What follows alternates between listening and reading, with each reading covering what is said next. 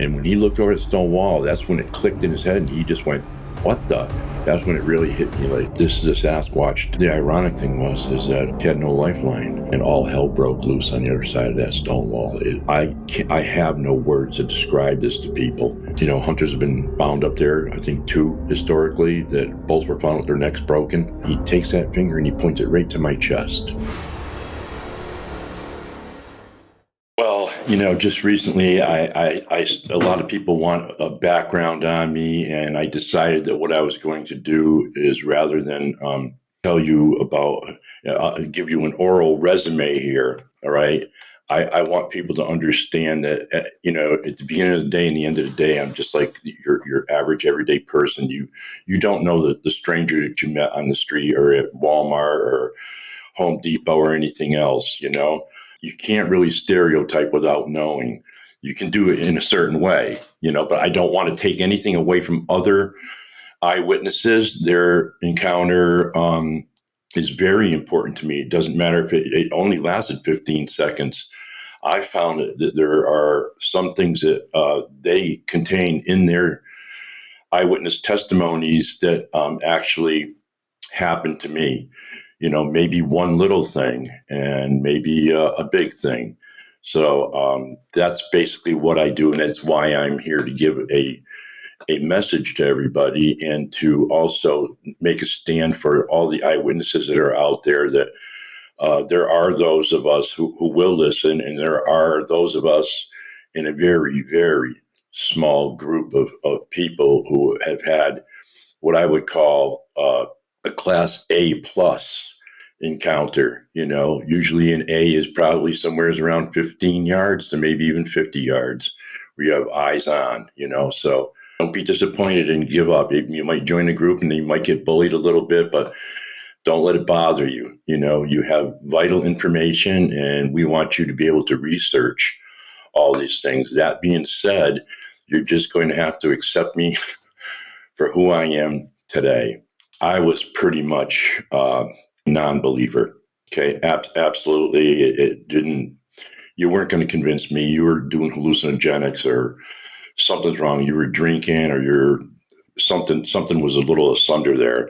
Growing up, I would throw certain things off until after this encounter. Then I started thinking back and talking to family members a little bit, asking them questions and remembering a lot of things that they've always kind of. There's always been sign there. The sign is usually very subtle, you know, or your mind isn't going to accept it. Even a footprints in the snow, you can kind of wash that off and say, you know what, that's probably a person up here that spotted me coming into the woods and decided to play a little trickery on me or whatever, you know. So I washed it off. But this area here, I've hunted all over the East Coast, New Hampshire, Maine, Vermont, Connecticut, Massachusetts. I lived in Massachusetts, and one of my favorite places that I used to go up into with my brother was the Cobble Mountain Reservoir area. This happened in that area, and it was even back then, it was very steep in legend and history, and a lot of it is very hard to get into. That day that this happened to me, I had taken topographical maps, marked everything on a topographical map. That's the way that we hunted, you know, the deer runs, any trails that might be coming in, any activity from other hunters in surrounding areas. We wanted to get into areas when we did hunt together that nobody else was going into, and this was one of them, definitely. And one of the biggest reasons is because a lot of people were afraid, and still to this day, they don't like going into that area. So for their own reasons. But that morning, it was the last day of hunting season in the state of Massachusetts for shotgun. And I know a lot of people, they say you can't hunt deer with a shotgun. Yeah, you can. Okay. In some states, that's all you can use unless it's primitive firearms. And I use, just so for those people out there that might want to disagree, 12 gauge shotgun, 2 3/4 inch slugs. I only carried buckshot if I had to go into Mountain Laurel or something like that. You know, then I throw a buckshot in it for self-defense. 2 3/4 inch, 40 yards away, you're only wounding something. You're just praying that maybe you might get the Holy Grail shot in there with one pellet or whatever. Okay, that's the reason why I didn't use it. Now, if you want to use 3-inch magnums, that's a different case. I knew which direction pretty much that the wind was going to be blowing that day, and I had to go from the Westfield area up towards the Cobble Mountain area, and I had passed by a farm, and those people there I've met, over the past couple of years, and they own an apple orchard on that side, and they've actually seen pretty much the same exact thing that I seen, and I'll be describing to everybody that's listening for you. So I drove by that farmland, and I don't know, maybe a mile or so down the road, you can either take a right and go into Cobble Mountain, or you can park right there, and then you have to walk in. On the left-hand side of the road, you have to walk down an old fire road that's only accessible for employees that are going to be checking the reservoir or anything like that. And there was a marker there. It's called Indian Rock, and it was a profile of 3 different Indians on the same rock. So as you approached, it'd be one. As you got in front of it, it'd be another one. As you got past it, it'd be another one. A little ways past that was the trail I was going to take, and it happened to go up Drake Mountain.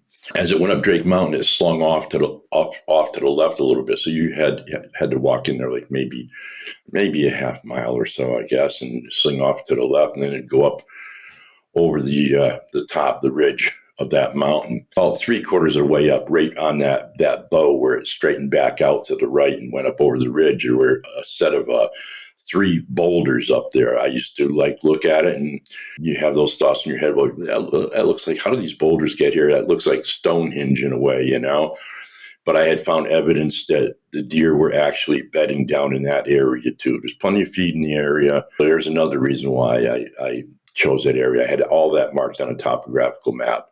So I knew basically where they were going to be that morning, because the wind was actually blowing down the side of Drake Mountain, down over the Granville Reservoir side. So I proceeded in, and as I got, fairly close to that, those boulders where I figured the deer would be bedded down, I could see my breath, and it was a little crispy outside. You can kind of get used to telling the temperature outside, because if you can just instantly see your breath when you puff your breath out, that's pretty cold. That's probably 30 or below. Okay, if you have to really give it a good puff, you're probably at around 31, 32 degrees. So I figured right around there, right around the freezing mark, on and off.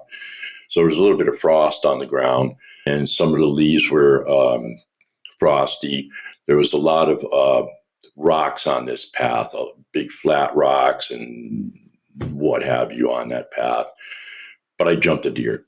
The deer obviously heard me. They never seen me. They didn't smell me, because I listened to them. They jumped up and they took off straight off towards the top of that ridge that paralleled the road that I'm about ready to take, because I figured that blew my chances of getting a deer right there. But my only hope now was to stalk them and then get out in front of them and set up an ambush them, And the way I did that is I would take what I call a 2-step.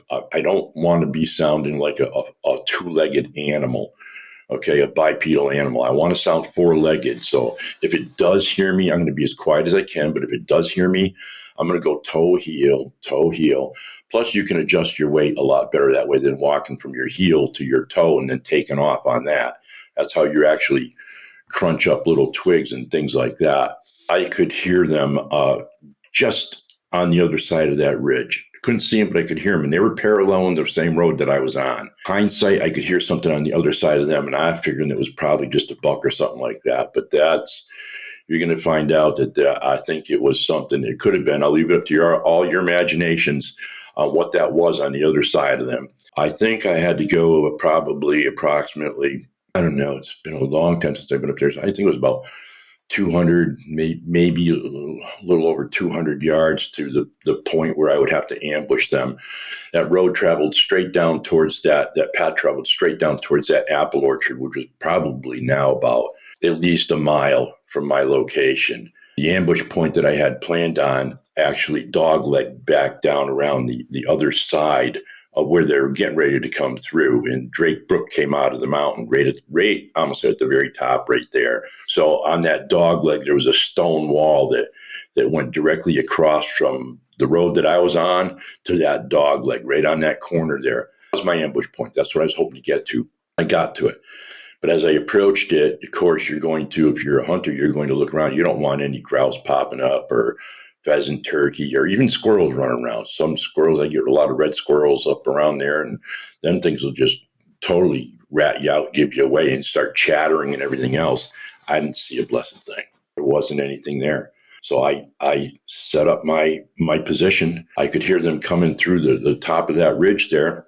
They're headed towards that stone wall, and they slowed down. I could hear what sounded like scraping, the ground. So I figured that they're probably browsing, So I'm facing that stone wall, crouched down a little bit, and I pick up movement on my 9 o'clock, right just in my peripheral, right there. And probably about the 35-yard mark. We advanced Googled Earth that where I was standing after I made my testimony, and we dropped a pin on my location, and we dropped a pin on that tree. And it was 38 yards. Okay, that was the first positioning that we had to confirm that where this being was. As I picked up the movement on my 9 o'clock position, it sounded like the deer kind of stopped, and they were just grazing just a little bit, browsing.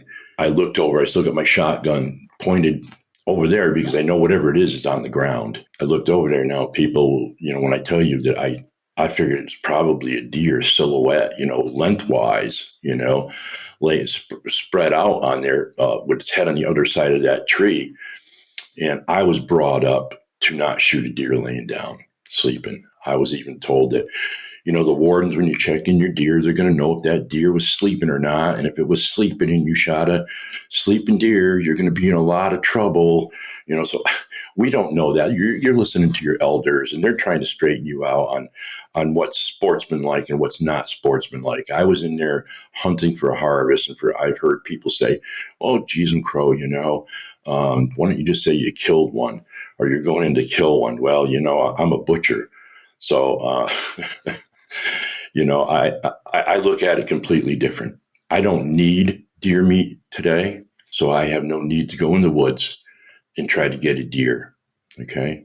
I needed meat. That's what a harvest is. Anyways, it was laying there, and I can hear the deer getting a little bit closer. And I look back over there because I have my shotgun on halfway in between, we'll say.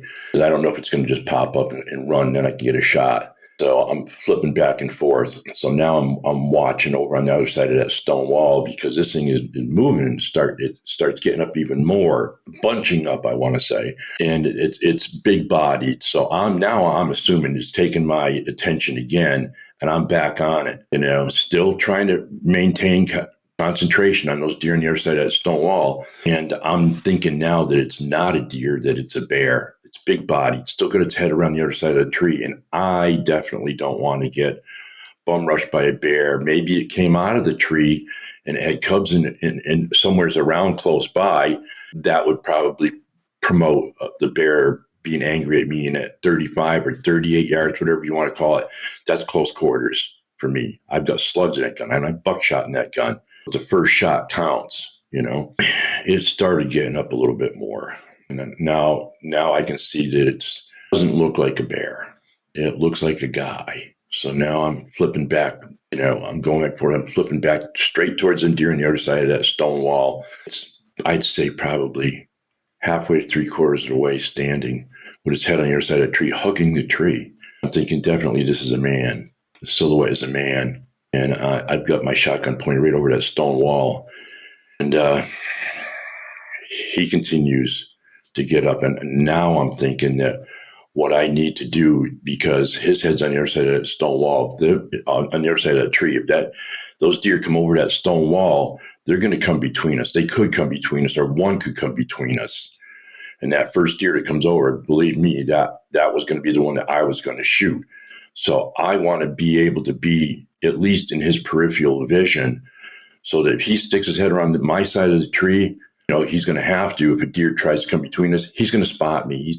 He's going to pick up movement from me, and that'll protect me, because I don't want to get hit with any buckshot. And I know that a lot of people in the state of Massachusetts, I don't know why, but I think they all think that their stagecoach drivers with a shotgun, a double barrel shotgun, and they're going to use buckshot all the time. I've seen many wounded deer, and sad truth is a lot of them are never found because of people doing that, learn how to shoot it. Anyways, I'm looking at this so-called guy again, and he's absolutely big. He's huge.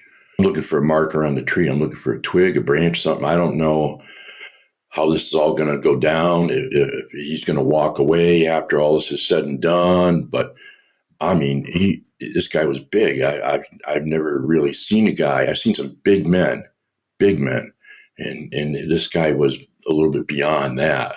I found a piece of moss on that tree, and I said, okay, I put it in my memory bank. I said, okay, let's get back to work here. And I'm looking back over that stone wall, and all hell broke loose on the other side of that stone wall.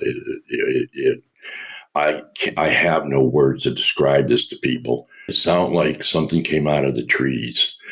I could hear boulders, not just rocks or stones. I could hear boulders clacking, like being thrown and hitting another boulder. I could hear what sounded like if you went down to a gymnasium and they have a 250-pound hanging bag and you hit it with a baseball bat. You can distinctly tell if they used a baseball bat or if they just used a little a tree branch or something. This was not a branch. This was a limb. This was big. This was definitely making contact with something. There was a knockdown, drag out going on over there. Everything you can imagine was going on. I didn't hear any screaming. I didn't hear any grunts or groans. But this being that was at the tree, he stuck his head around my side of the tree, and he was looking directly across over that stone wall, and he caught me in his peripheral. Now I'm actually standing. I'm waiting.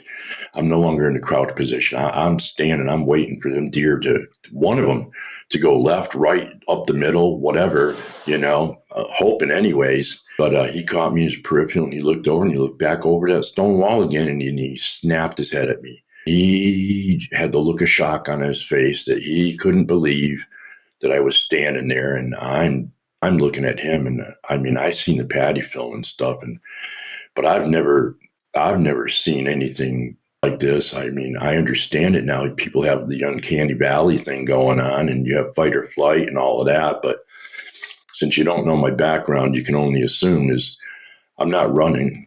That's for sure. I'm not a runner, I'm not a fighter unless I have to be. When he snapped his head back at me and looked at me, that was pretty much set for me what I was looking at. I was absolutely looking at like a missing link. That's all I can tell people. Absolutely enormous. I used to hear stories because I would just get on a lot of these forums and just watch people because, let's face it, what you're about to hear it would have been a piece of cake for me to just say, yeah, I seen one for 5 seconds or 11 seconds, and then it ran away or whatever the case may be. That's not what happened. It totally wrecked my day in a way. Who was I going to tell this to? And there was a lot going on in my mind. That's when he decided that what he was going to do is he was going to broadside me. He was going to face off with me. Now, when he looked at me, he brought his right leg out a little bit further. He's still hanging onto the tree a little bit for balance, I guess, with his left arm. And he brought his left leg around. So he's facing me, and I got my 12 gauge. I got it right on his chest. I don't know what's about to go down here. I don't know. I don't even know where I'm really going to shoot this. I can only assume that it's so human-like that I'm going to need to put a slug right in its chest. Semi-automatic. I probably do one or two.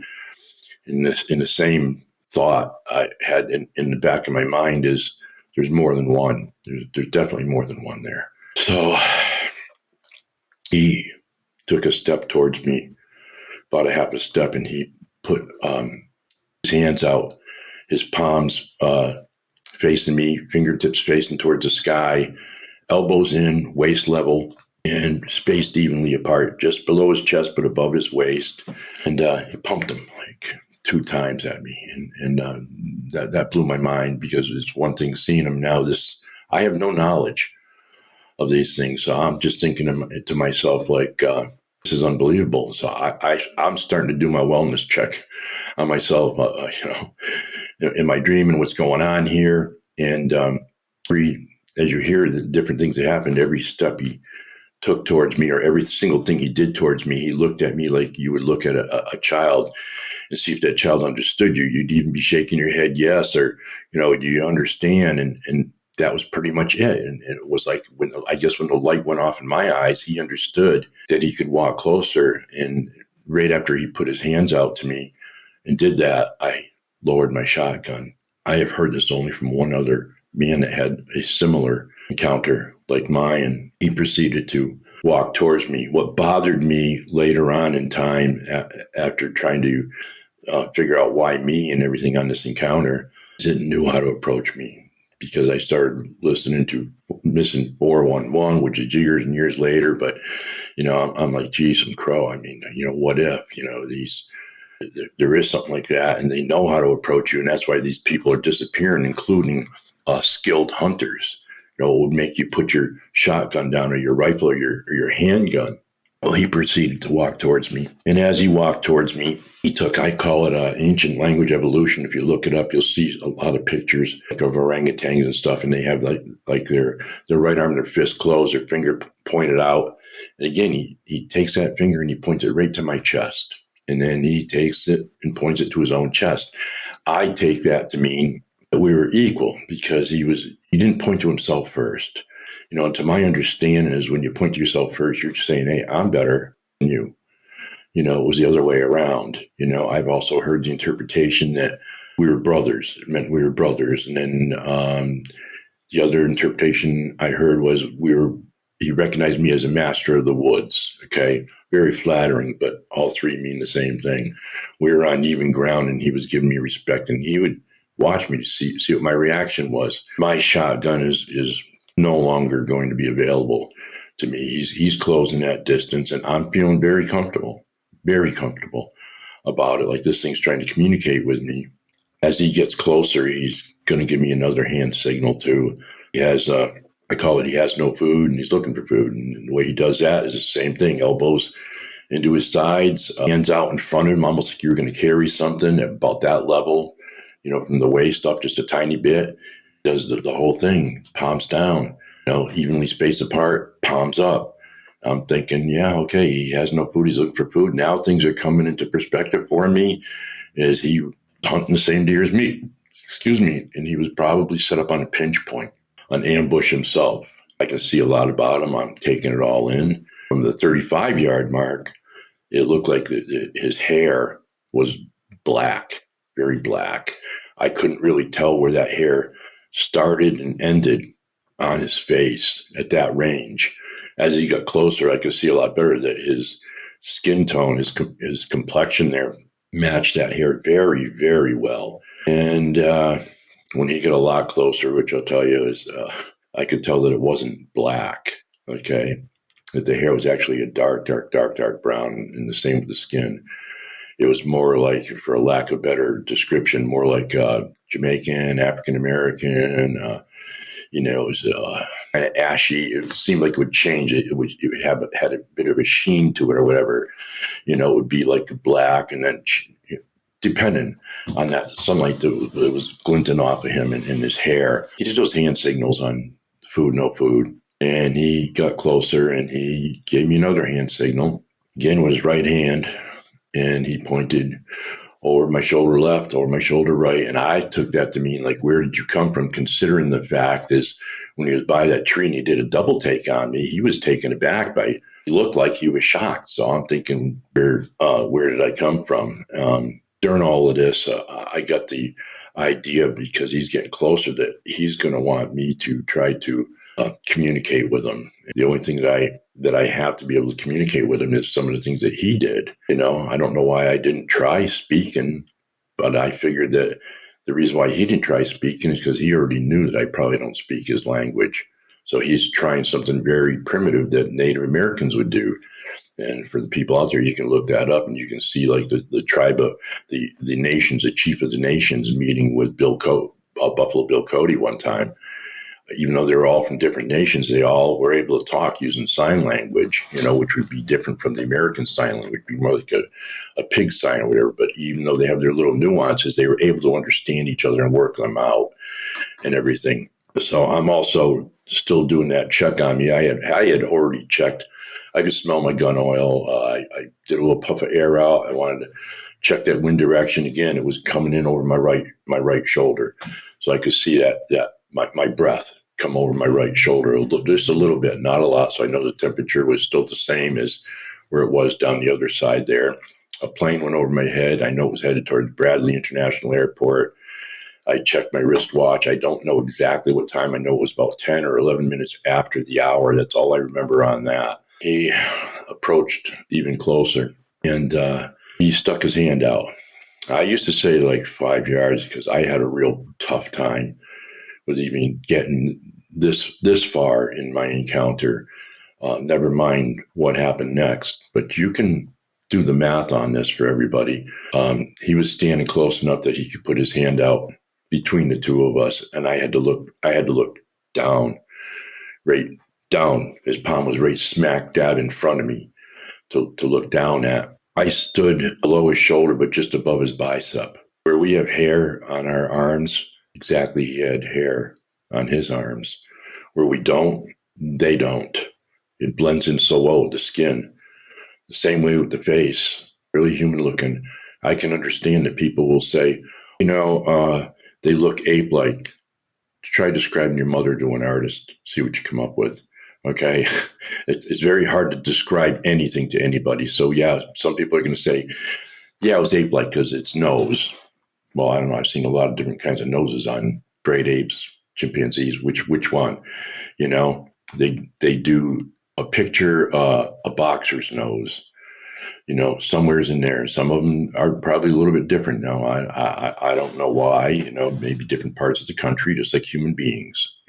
Hair is about 5-6 inches long. Of course, he had the brow ridge, blue eyes, and the way I described them to Sibylla was husky blue. Take a look at a husky's eyes that are blue. They're prettier than ice blue. They're magnificent, and that's exactly what he had. And he was checking me out this whole time too. I was checking him out. Some people say, "Well, are you sure that it was a male?" Well, believe me, I wasn't going to check anything else out. He was checking me out. I didn't know anything about them. I definitely didn't want him to get the wrong impression.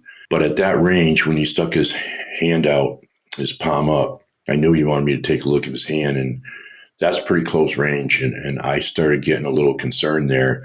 So me having a prior history of being a fighter, I started dropping my hand down to my sidearm. And I know that some people say, well, you can't have a sidearm. Yeah, guess what? If I'm going in the woods, I'm having a sidearm and I'm going to have a knife, I'm going to have survival gear on me. I definitely have that on me, not to hunt with, but for protection, just in case something happens to me. And I started dropping my hand, trying not to move my shoulder and watching him and dropping my hand down to my sidearm.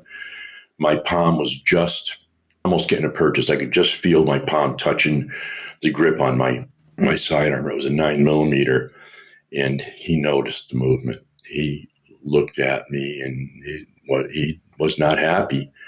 And he took his left hand and he tapped his right hand, his palm. He wanted me to look at his palm, so I did. And I was able to look at it and suck it all in, and it looked just like our palms. He had clean hands, he had clean fingernails. The ironic thing is that he had no lifeline. And I've heard people say, well, there's people that are born that don't have a lifeline. Great. I'm just telling you that this one here, when that was fresh in my mind, that was one of the things that I looked up. I wanted to be able to remember everything that I had seen that day. And I looked it up as quickly as I could because I know that people forget a lot of things, I had no lifeline. And that was pretty much when he gave me another little look, kind of like nod. And I parlayed some of that sign language back to him, like, where did you come from? And I don't have any food. I didn't do the one where, I wanted food. That was pretty much it right there. And when I did that over his shoulders and stuff, that's when he decided that was the end of the situation there. And he looked at me, kind of nodded a little bit, and he looked kind of cornered towards that stone wall a little bit, and he could see over the stone wall. He was well above my head, and he let out 3 whoops, about a second and a half in between. And anybody who even shoots a gun regularly, you learn to count your ammo when you're shooting a gun, and if you're a musician, you learn the beats in your head, how many beats are going on. You might not be aware of it until afterwards. You can go back and play the music in your head. It was about a second and a half in between each whoop.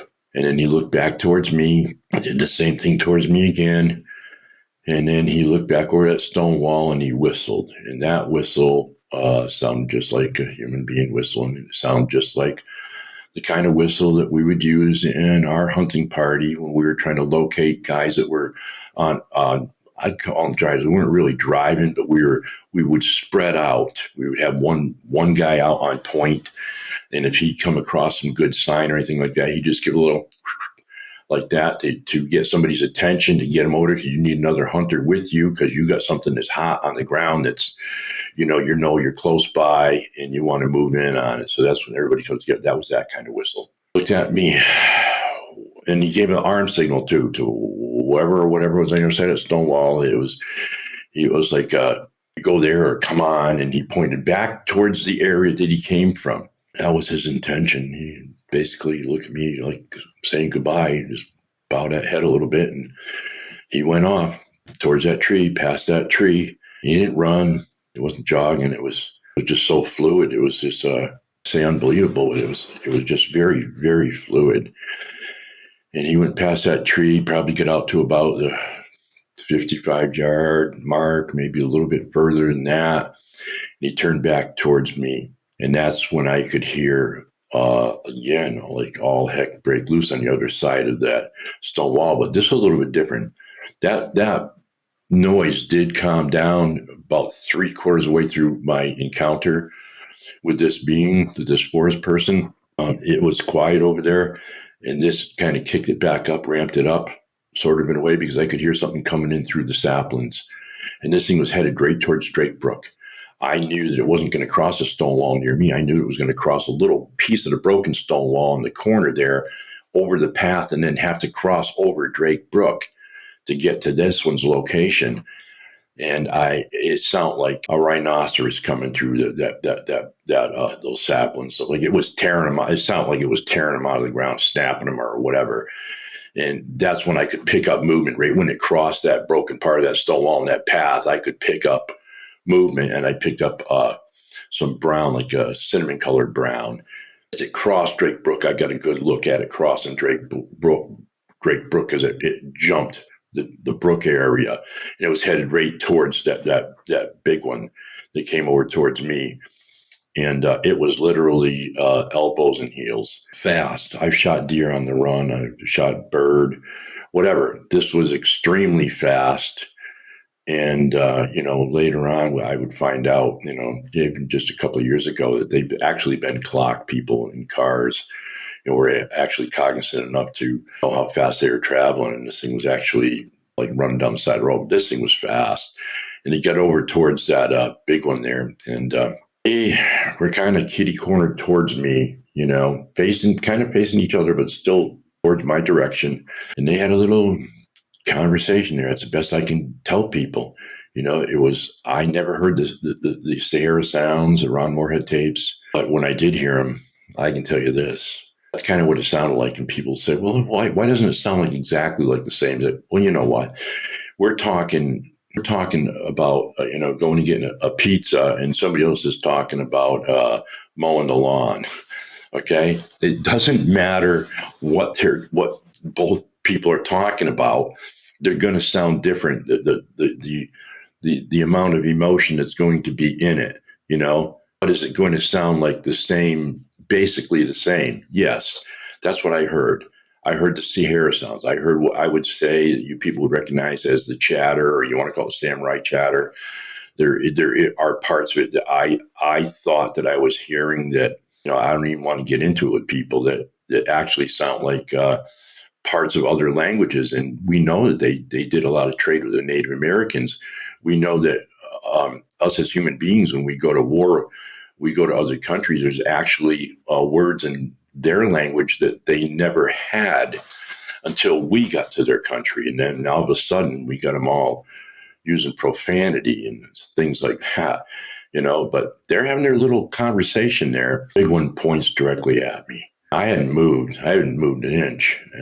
I'm thinking the whole time, saying to myself, man, I don't know where they're going, but I sure would like to learn more. I'd like to follow them, and see where they're going. They go up in a tree. They're going to go in a hole in the ground. They're going to go in a cave and roll a boulder back in front of the cave. Where are you going, But this one pointed at me, and that littler one, which stood a little over the shoulder of the big one, it was cinnamon colored, still, a little bit shorter than the big one. And it kind of put its head down a little bit to look underneath this little branch that was sticking out there, and spotted me. And it looked back at the big one, and it did a double take on me. It couldn't believe I was there.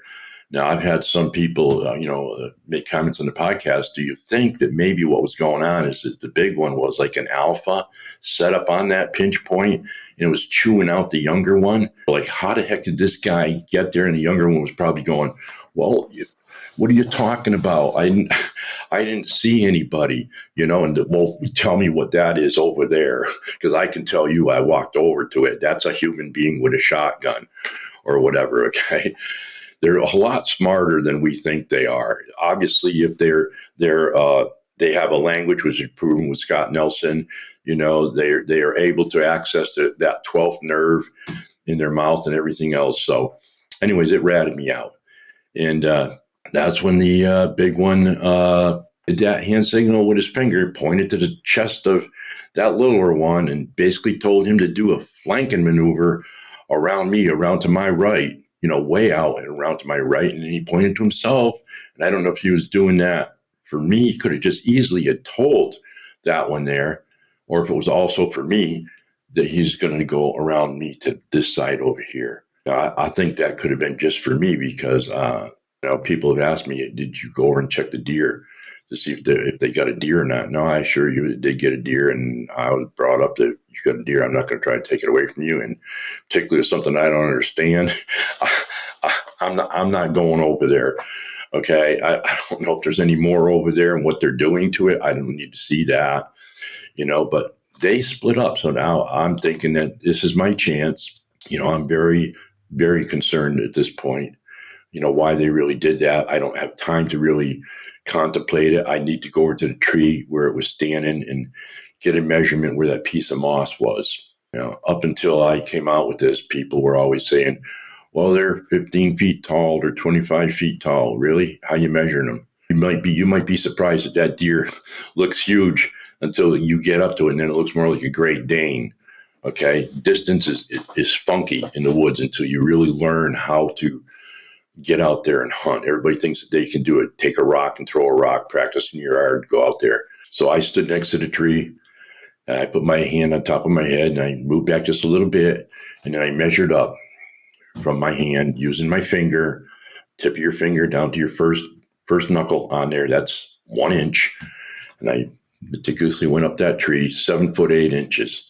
I figured that this forest person was north of 500 pounds. I figured between 500 and 600. Some people say it was probably, considering the shape that it was in, it was probably closer to 600 pounds. Could have even been heavier.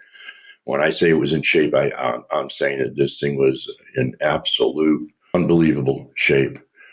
Unbelievable. Could easily run down a deer. Then I tried to look to see where it went through out to that area where the two of them were standing. I could see impressions in the foliage on the ground. There was like an area that would be a vernal pool in the springtime. It was a little bit of a knoll. I'm thinking that this thing was crawled up to that tree. That's why I never seen it to begin with. That it was getting itself set up on that pinch point, on that ambush area, and watching whatever the other ones that were on the other side of a stone wall, directing them or whatever the case may be. But I could see where it was pushed down a little bit. No real impression, but you can see where somebody goes through and just mats down some foliage or whatever. And I decided, well, what I need to do is I need to correlate the stride with the height so that I can confirm the height. So I tried to take a little jump, a tiny jump, stand still to the track. I didn't make it. So I moved back just a hair and jumped. I didn't make it. So I moved back like 2 paces or so, very, very short distance, and did like a little run, kind of like a really quick step run, and tried to jump into it. And I still missed it. So I would have to say I'm 6'3", and yeah, my stride is roughly the average human there at roughly my height is 3 feet stride. And this was an absolute normal, was not a running stride. So that probably would have put that at around 8 feet, 7'8" to 8 feet tall. That's what I came up with. After that, I decided that I'm going to leave the area. I got home and I just I didn't know who to tell. I just started doing drawings like I was on Encounters of the Third Kind, caught myself in the middle of it, just tearing them up and crumpling them and throwing them in the trash. I said, because I didn't want to forget any detail. I knew that there was going to come a day that quite possibly somebody was going to need to hear this.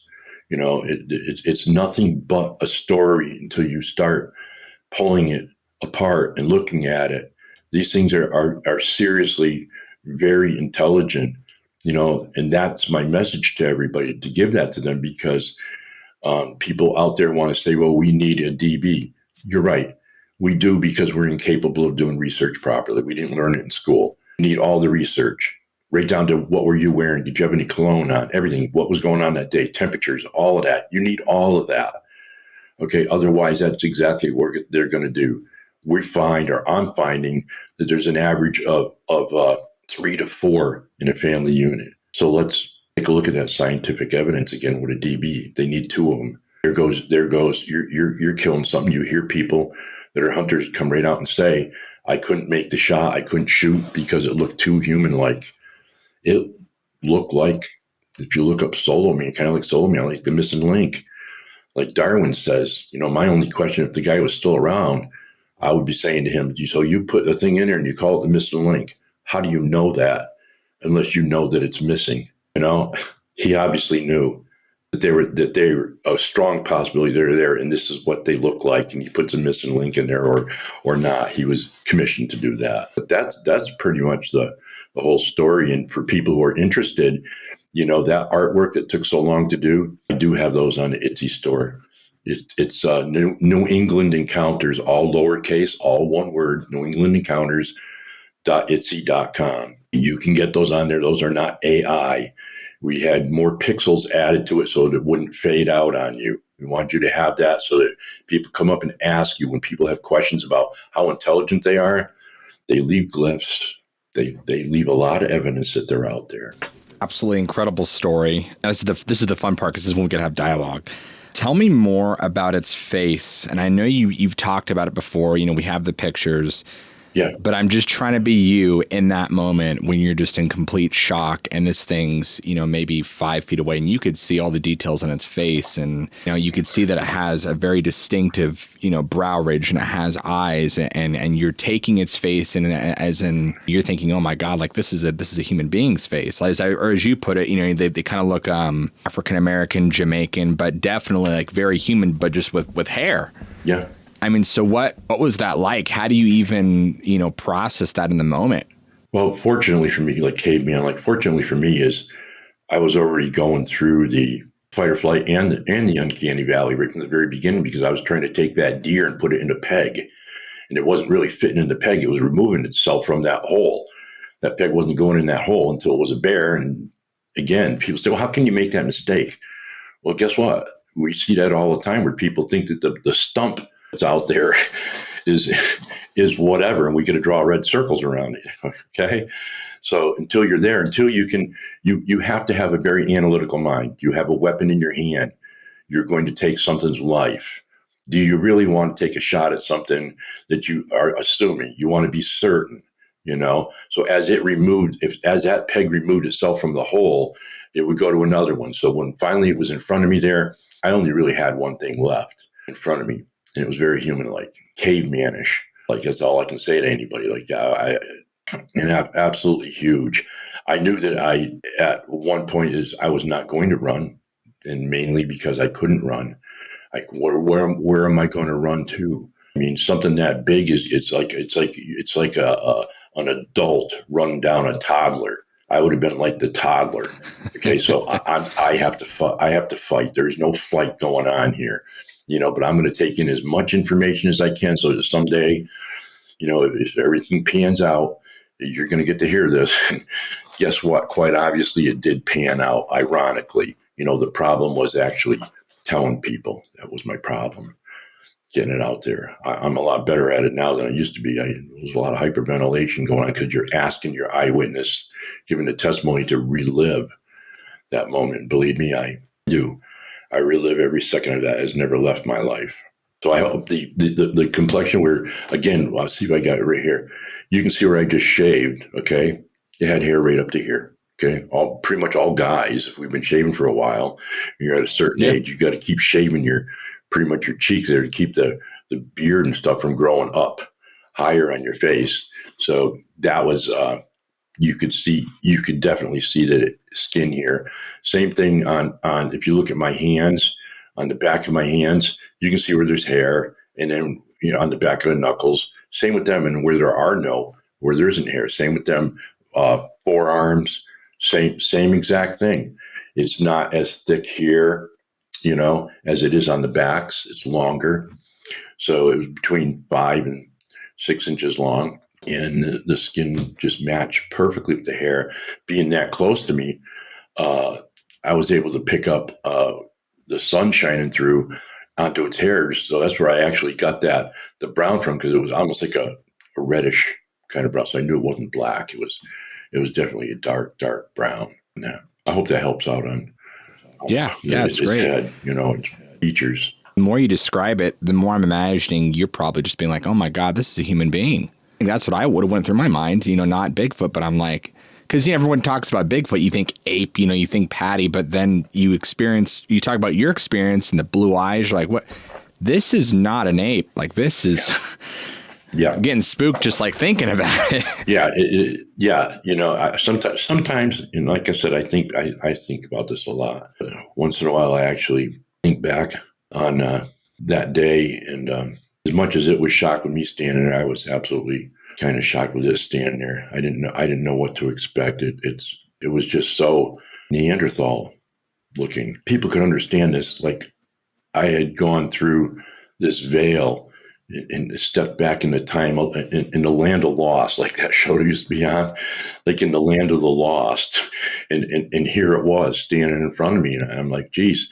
And then when it started doing hand signals and everything, and actually trying to see if I was understanding it, I could see the intelligence that was going on there. I could see it testing me, so I was feeling a lot more comfortable about it. So that really calmed me down quite a bit, Like I said, later on, in years and years later on, it really made me worry, because it knew how to approach me, but it wasn't menacing. And it could have been. It could have been at any moment. It was very cognizant of what I had on my hip, my handgun. Very cognizant. And there wasn't any way that it could have known that I was carrying a handgun that morning, because you really couldn't see the handgun that well. You would have to, because it was strapped down, you would have had to have seen me put that handgun in there, or had been watching me, or had seen another person. As far as I know, there's about 20. I always felt I was in the epicenter of these, and that's why people were having a hard time going in there. There's been about 20 accounts that I've taken from that area, and 2 of them described exactly what I seen. And one of the 2, was within, I'd say, about maybe a half a mile. It was actually at the bottom of Drake Mountain on one side, out near the main road. That's a very steep area right in through there. And there was a gentleman, the father of the people who lived near in that apple orchard barn there. He had a job working at Bradley International Airport, and he took all the back roads through the country to get over through into Connecticut. And he seen it cross the road, and he told his family he never wanted to talk about it ever again. And he described it exactly the way I described it to everybody here. He's seen the same. I believe he's seen the same exact one right there. Wow.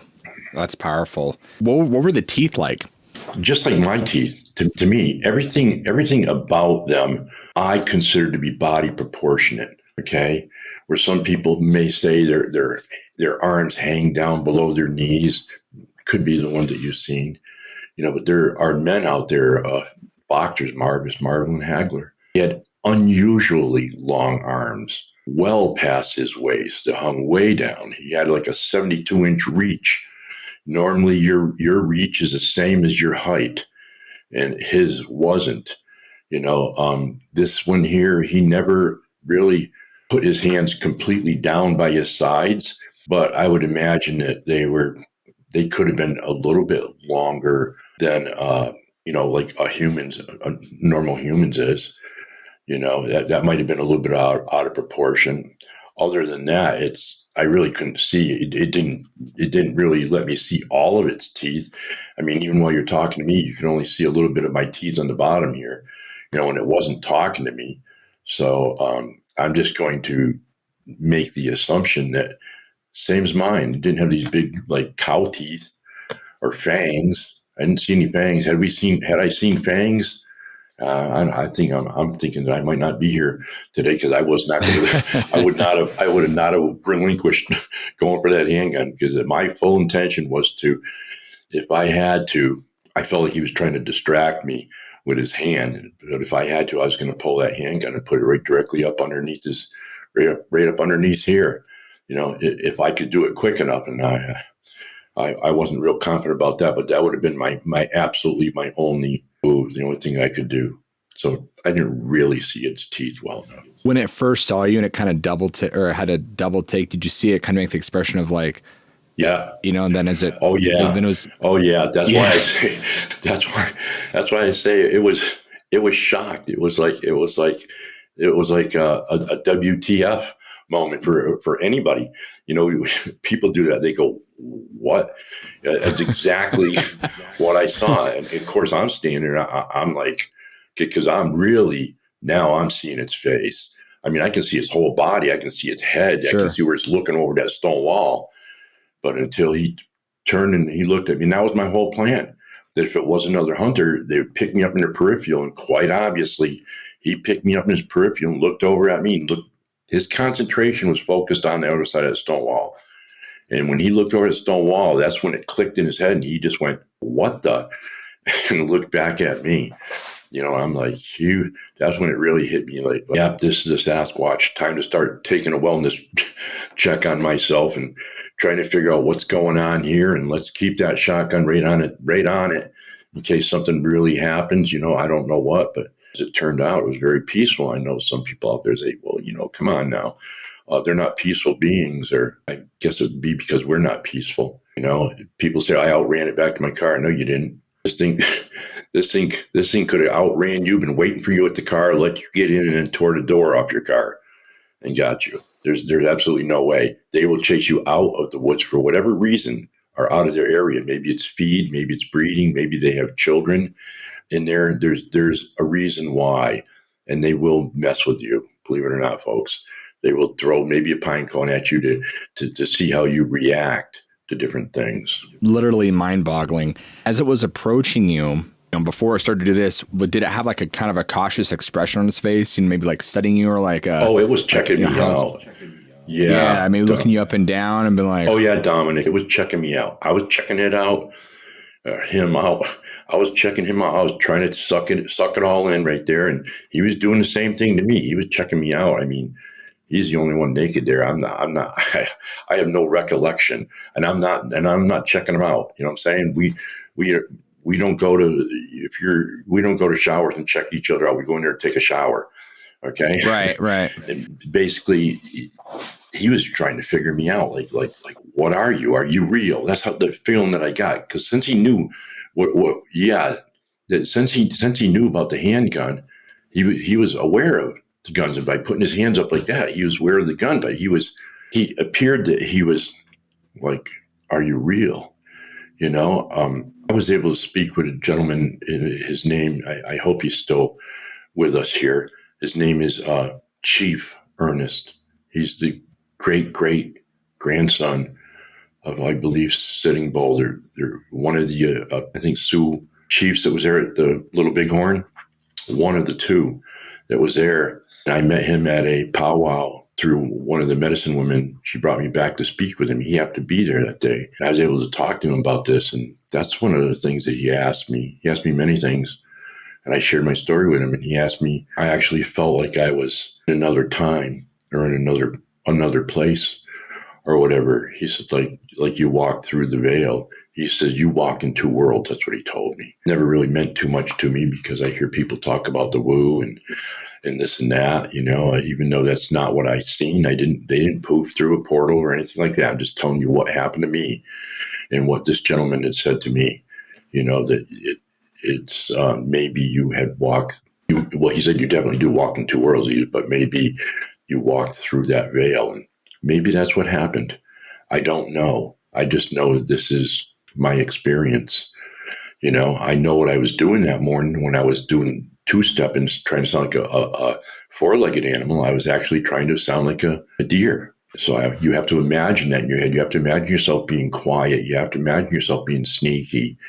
If you want to set up an ambush, if you're stalking, you have to imagine all these things. And that's what I was doing that day, that morning. He was checking me out. I think for a lot of people who haven't seen one, it's kind of hard to envision that because, you think of images and you just think of just a flat expression face. But your account, you obviously saw something that was so human-like. As we know, the human face is so expressive. What I get from you is that alone brings so much of a, I can't even think of the word, but where you'd almost kind of like just detach because you're like, this is beyond what you can even, you know what I mean? Because it's like apes and stuff, they can make expressions, but it's not like a human being can. It's almost like your brain begins to detach from reality because you're like you were saying, like, this can't be real. Like what's happening? Right. Yeah, we growing up, when you're a child, that's the first thing that a child does is watch its mother and father, watch its facial expressions. That's how you're going to be learning language. That's one of the things we just recently lost because everybody had to wear masks. You couldn't see anybody, and I work in this field. You couldn't see anybody's emotions or anything like that. This thing, and I've heard people say, well, it's subjective for you to say something like, you could see intelligence in their eyes. No, definitely it portrayed intelligence to me. It conveyed that intelligence to me. And it was looking back the same way that I would look at a toddler. It was looking to see if I was understanding what it was doing. That is intelligence. You don't get that. You don't get that trying to stare down a line. The line could care less. That line is looking at which way you're going to run. The same with a cut horse, when they're cutting cattle and stuff. That is studying the body movements.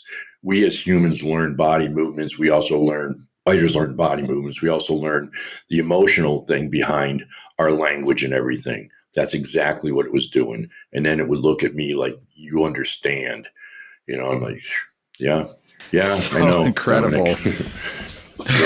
So you can understand on how hard this was for me to come out and start talking about it with people because I tell people on some of the podcasts I've been on, it would have been a piece of cake, easy peasy.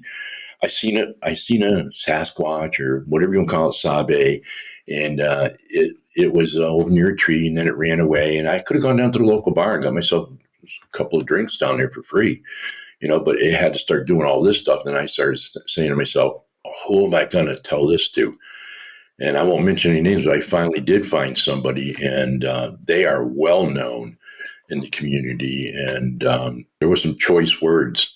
That's all I can tell you. And basically and literally, I was told that there's absolutely no way that this could have happened. And I'm like, whatever. But I've been at it for a long time. 7 years. I came out about 7 years ago with this because I feel that it's pertinent information that if you're doing research to actually know, and now There are some researchers who have actually contacted me and asked me, hey, we've got a situation here. Could you maybe tell us one thing? And I'm like, well, what do you want to know? And they go, are they actually that intelligent? I go, yeah, that's what did it. They are actually that intelligent. Okay. And that's why you don't see them when you go out there, because they're watching you. They are masters of the woods. They can hear better than you. They can smell better than you. They can see better than you. They're always going to be taking the high ground, blah, blah, blah. We can go on and on about that. If you're out there just to have yourself an experience, then great. I hope it happens for you. I can tell you all this, though. They are heavily drawn to people who are trustworthy, because none of the Native Americans ever talked about why the treaties were broken, and it's called the Covenant. And that was one of the things when I was speaking to somebody, they asked me if there was a scar on his hand. I didn't understand why, and I was told because of the Covenant. Kind of like blood brothers, okay? Well, that covenant was broken. And I won't mention the different nations, people that I know. They didn't know why, but let's take a look at it when. Basically, it happened during the French Indian Wars, and when the British were over here, we're warlike. We can't be trusted, even with our own kind, even with our own family unit. We really can't be trusted. We're basically kind of like evil in a way. We have to work on that. And that's part of the message here. I think that they have something to give to us. They are mentioned in some of the legend, in the final days, at the powwows, they have that sacred fire, and they have the entrance that you enter from a certain area on the compass on all of them. Okay. And they said in the final days that the big brother will come again and dance around the fire one last time to help us out in the final battle. Could that be what's going on? Who knows? But there's a reason why they broke off from us. Even Chief Joseph mentions that in the documentary, where he had actually the last place he stopped to ask for asylum, because the cavalry was following him. I think it's called Sasquatchian or something like that. I'm pronouncing it the wrong way, but we can assume that's where it was. And they said, no, we don't want to have anything to do with that. They didn't want to draw attention to him. I believe they are very peaceful. Are there bad ones out there? Yeah, I'm sure that there might be a little bit of interbreeding going on. We do have hypothesis on the interbreeding thing, and the reason why, so that's probably going on. Or maybe one of them fell off a ledge and bumped its head pretty bad, and we got an angry one running around out there. My advice is to don't provoke them. Let them be. Understand that if you're out there walking around, just enjoy nature. They like that too. If one of them steps out onto the trail that you're on, and we have eyewitness encounters that are extremely close. Very few of us. They're extremely close, and it seems like you're going to have to know maybe a little bit of that sign language, to say, hey, we're one and the same. We're buddies, right? You and me. Don't forget that. You and me. Don't go this way and then that way there.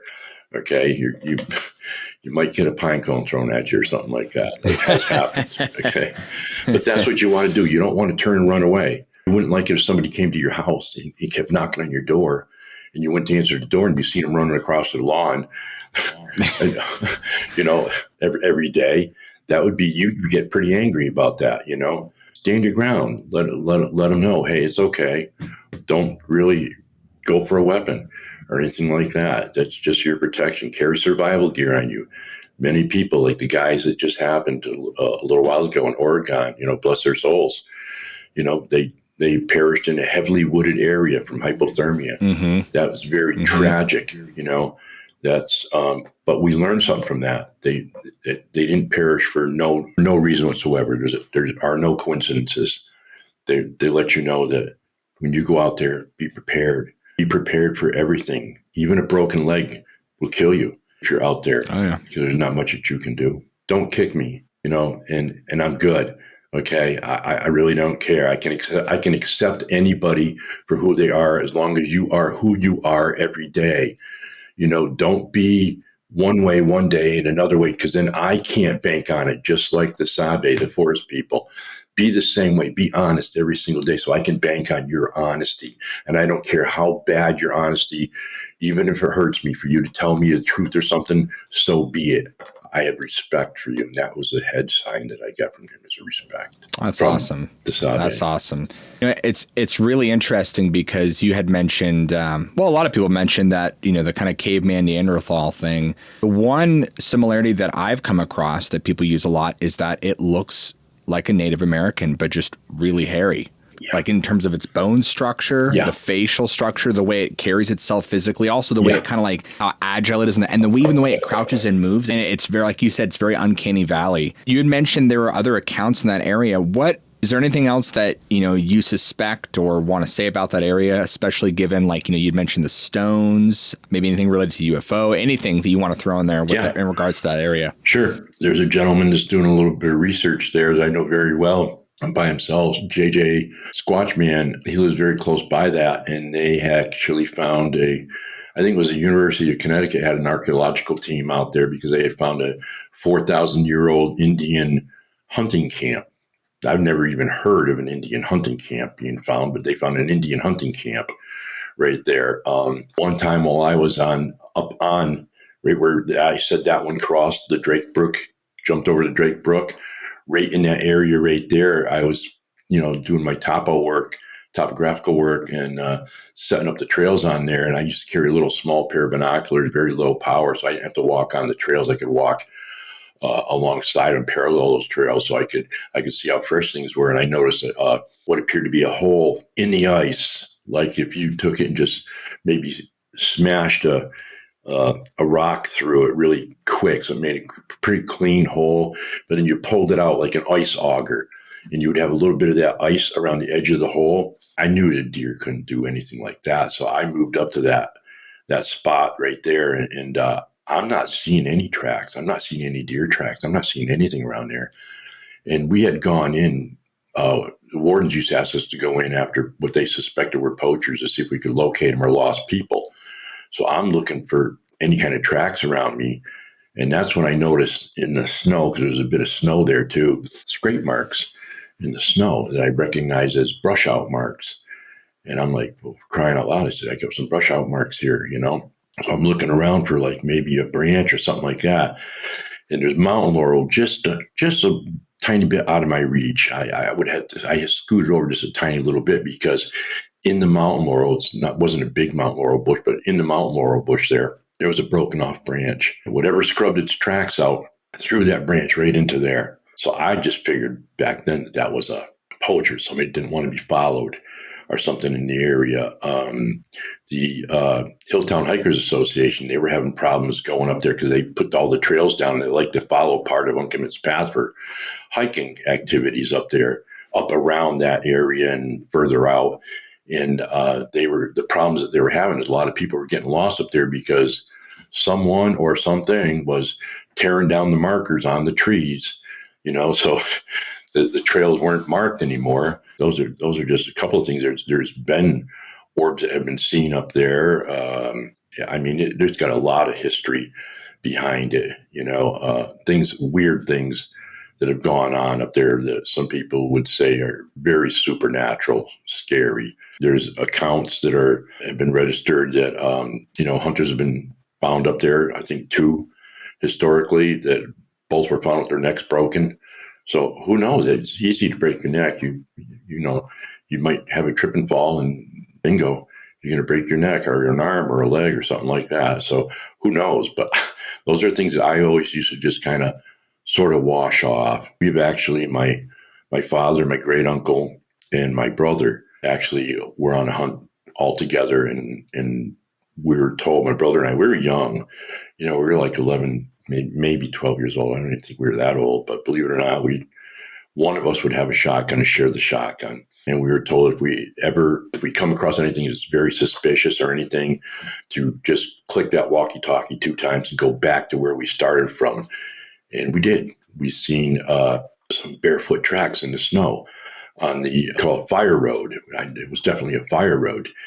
And I think it was maybe 6 inches of snow, maybe slightly more or whatever. So we clicked that walkie-talkie. We went back and they asked us what was going on. We said, well, it's something, you guys went in the woods on the right-hand side. We were going up that fire road, and these barefoot tracks had come out of where you guys were approaching and went up the road. We didn't follow them, but they're barefoot tracks, So we're thinking that there's somebody up here that's running around the woods naked, or something's going on, or maybe my dad or maybe my great uncle's trying to play a prank on us. But they told us to stay put, and they said, hey, look, we're going to go and take a look. We'll be right back.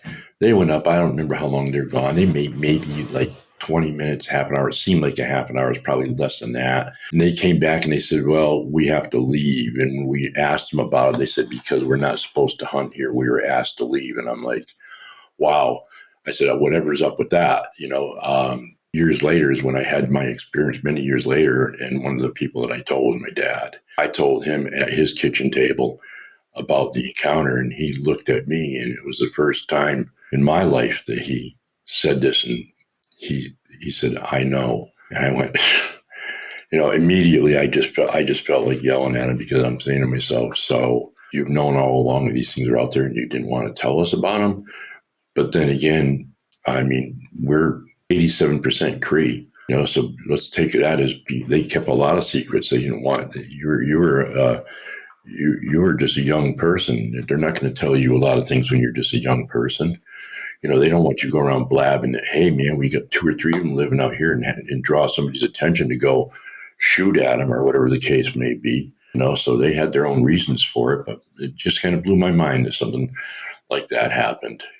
There's been a lot of encounters in that area, in the Drake Mountain area, Cobble Mountain Reservoir area. I really like not just your mentality, but your attitude about it. A lot of people, and I know it shook you, obviously, and I know that's also just given the nature of your experience, but I know a lot of people, they're terrified, and they're like, you know what, if I see one, I want to kill it. I don't want anything to do with it. You seem to have a very respectful attitude where you're like, you know what, it shook me, but I'm very respectful of it. If I go back in their area, I'm going to make myself known and understand that I'm going into their territory, their home. What are your thoughts and opinions about people going into these areas, like leaving gifts, leaving markers, maybe wanting to make contact with them, if that's even possible? Yeah, I believe it is possible. As far as the food goes, leaving them gifts like that, a lot of the things that you do, if you're going to go up and you're going to bang on the side of the tree, is the equivalent of coming up and knocking on your neighbor's door and then running away. Don't expect your neighbor to see you and come walking over with some sandwiches or something. Say, hey, it's about time we sat down. There was a lady that was just, I think recently, that was just attacked by a gorilla that escaped its confinement at some place, and she had been going there ever since it was a baby and feeding it, giving it, tossing some food or whatever the case may be. Well, when it got out of the enclosure, she was told, and everybody should write this down, don't make eye contact. That's a different kind of a primate. Well, she figured it was okay to do, and she made that and didn't have any food. So my thing to you is, if you want me or you want somebody else to be your bodyguard, I'm not paying you. You're paying me in food, let's say, and all of a sudden you withhold that food on me. It's not a joke. Okay. I'm going to wonder why, and I'm going to probably demand a reason why on what's going on. So I tell people, from what I've learned from other people and other Native Americans, they don't trade fairly. They'll take that peanut butter, we'll say, that everybody likes to use, and empty that jar and put the peanut butter jar back with the cover back on it. Now, chipmunks don't do that. Squirrels don't do that. Okay. So they're telling you they want some more peanut butter, but they're not leaving you anything but an empty jar. That's a demand. That's like a little kid.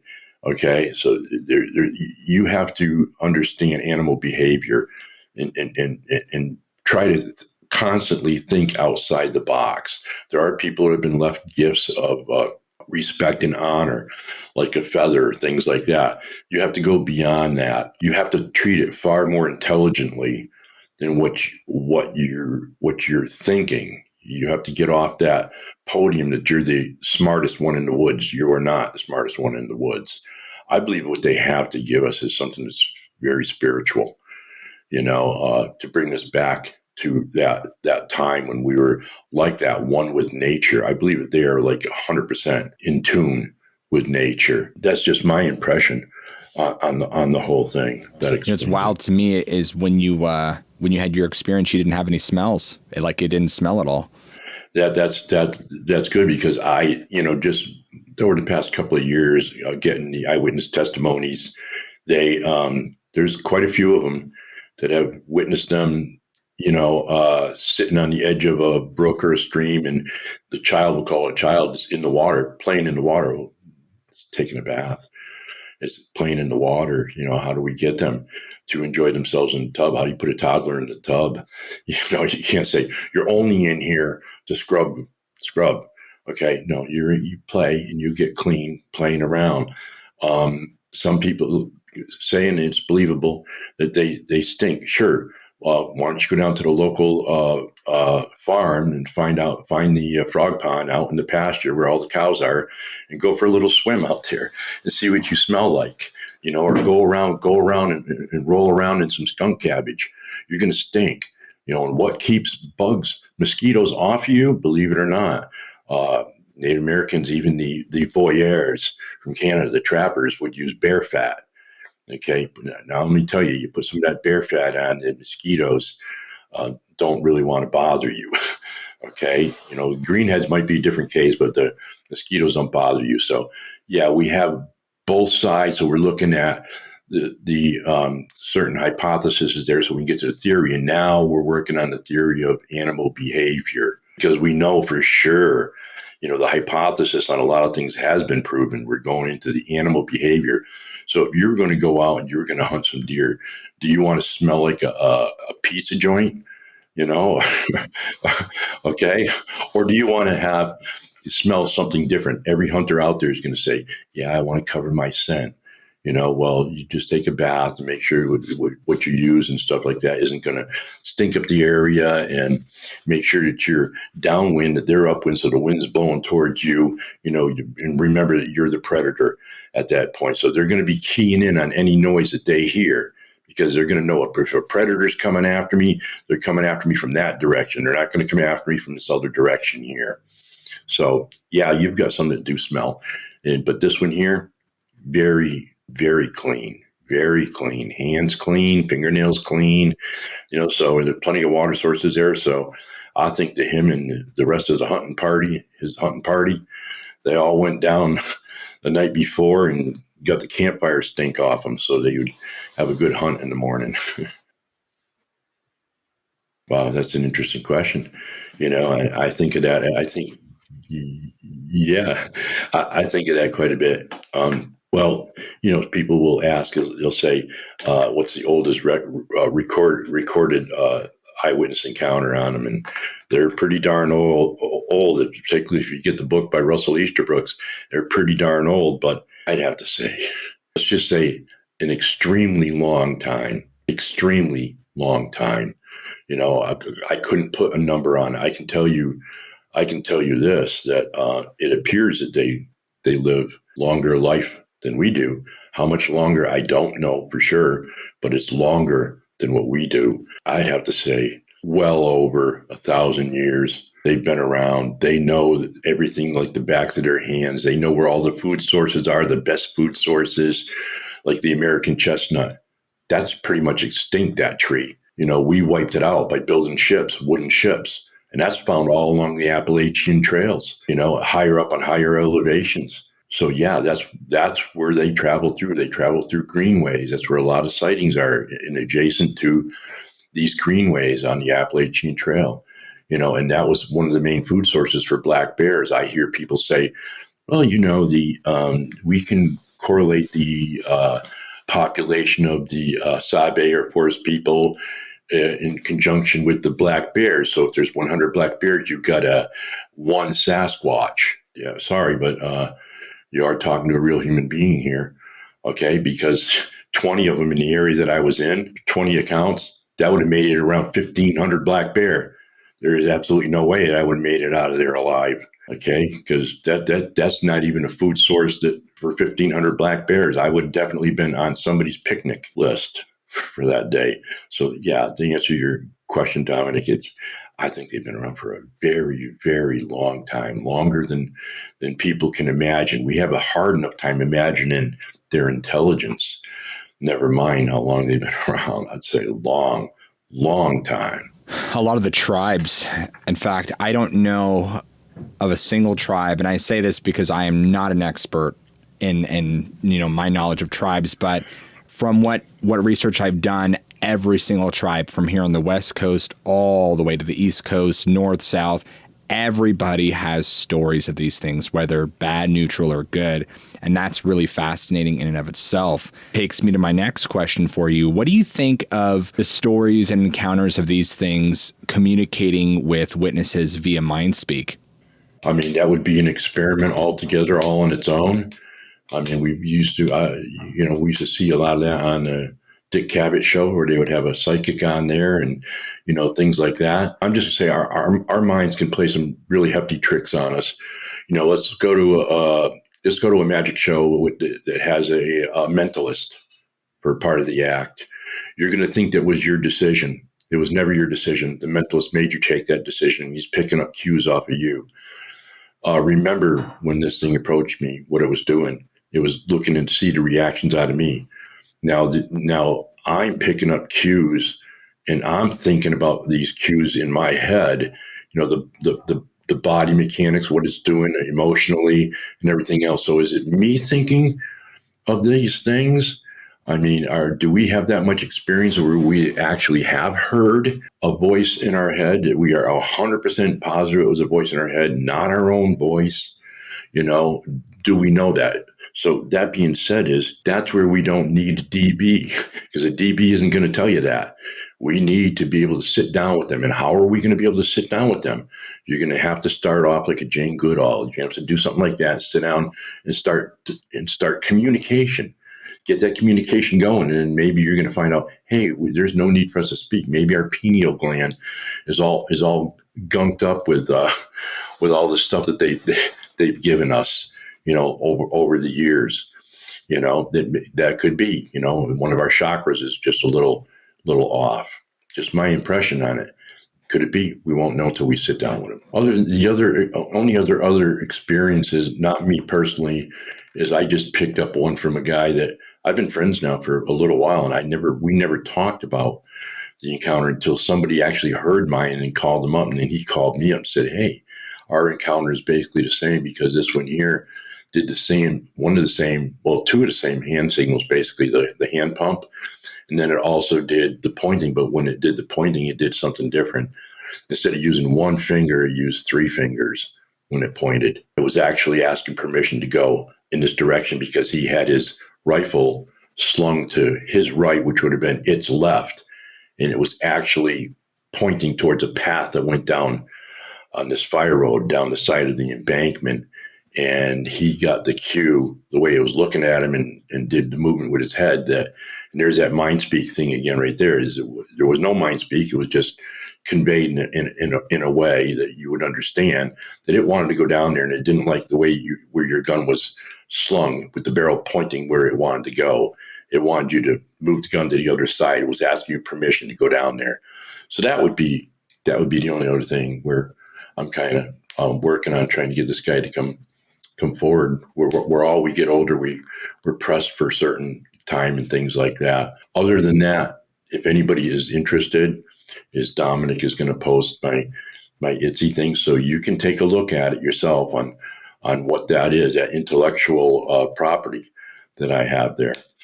To do as a guest speaker for the Cobble Mountain Critter Festival. And it's going to be at the Moses Reservation, and that'll be within 2 miles of where I had my encounter, and that'll be on June 7th of this year coming up. Okay, we're all volunteering to do whatever we're doing there, because all of this is going to be going towards the kids' programs for search and rescue, kayaking, mountaineering, even trees will be bought. The saplings will be bought, the small ones, so that they can go and they can plant these trees and everything, to give back to what we call the watershed, and make them aware of that in all the schools in the surrounding area, not just one one school, all of them. Go to, I think there's a site that you can go to on conferences and everything else coming up.